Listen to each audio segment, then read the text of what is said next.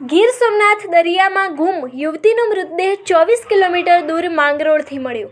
આદરી beach પર pre wedding shoot સમયે 7 લોકો તણાયા હતા। 2 દિવસ બાદ યુવતીની લાશ મળી। ગીર સોમનાથ જિલ્લાના વેરાવળ નજીક આવેલા આદરી બીચ ઉપર 7 નવેમ્બરના રોજ પ્રી વેડિંગ ફોટોશૂટ દરમિયાન વરવધુ સહિત 7 લોકો તણાયા હતા।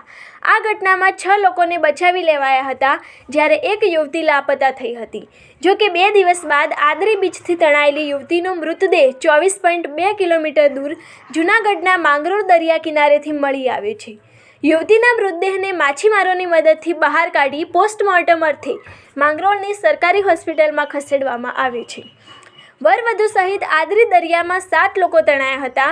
માંગરોળ તાલુકાના ઢેલાણા ગામની એક યુવતી ગીર સોમનાથ જિલ્લાના આદરી ગામે એક લગ્ન પ્રસંગમાં હાજરી આપવા ગઈ હતી। આ દરમિયાન યુવતી તેમજ વરવધુ સહિત 7 થી 8 લોકો ફોટોશૂટ માટે આદરી બીચ ગયા હતા। અચાનક દરિયામાં આવેલા ઊંચા મોજામાં 7 લોકો તણાયા હતા। જો કે સ્થાનિક તરવૈયાઓની મદદથી 6 લોકોને બચાવી લેવાયા હતા, જ્યારે ઢેલાણા ગામની આ યુવતી દરિયાના પાણીમાં લાપતા થઈ હતી। આ ઘટના બાદ સ્થાનિક તંત્ર અને માછીમારો દ્વારા યુવતીની શોધખોળ હાથ ધરવામાં આવી હતી। 2 દિવસ બાદ માંગરોળના દરિયા કિનારેથી યુવતીનો મૃતદેહ મળ્યો। છેલ્લા 2 દિવસથી યુવતીની શોધખોળ ચાલી રહી હતી। આજે જૂનાગઢ જિલ્લાના માંગરોળ નજીકના દરિયાઈ વિસ્તારમાંથી એક લાશ તરતી હોવાની જાણ માછીમારોને થઈ હતી। માછીમારોએ તાત્કાલિક આ લાશને તેમની બોટ દ્વારા દરિયામાંથી બહાર કાઢી હતી। ત્યારબાદ યુવતીના મૃતદેહની ઓળખ કરવા અને કાયદેસરની કાર્યવાહી માટે માંગરોળની સરકારી હોસ્પિટલમાં ખસેડવામાં આવ્યો હતો।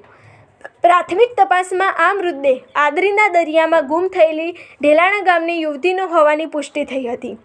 યુવતીના મોતથી પરિવારમાં શોકનો માહોલ છવાયો।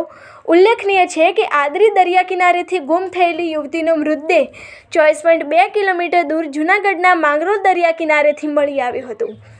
લગ્ન પ્રસંગના માહોલમાં બનેલી આ કરુણ ઘટનાથી ઢેલાણા ગામ અને યુવતીના પરિવારમાં શોકનો માહોલ છવાઈ ગયો છે।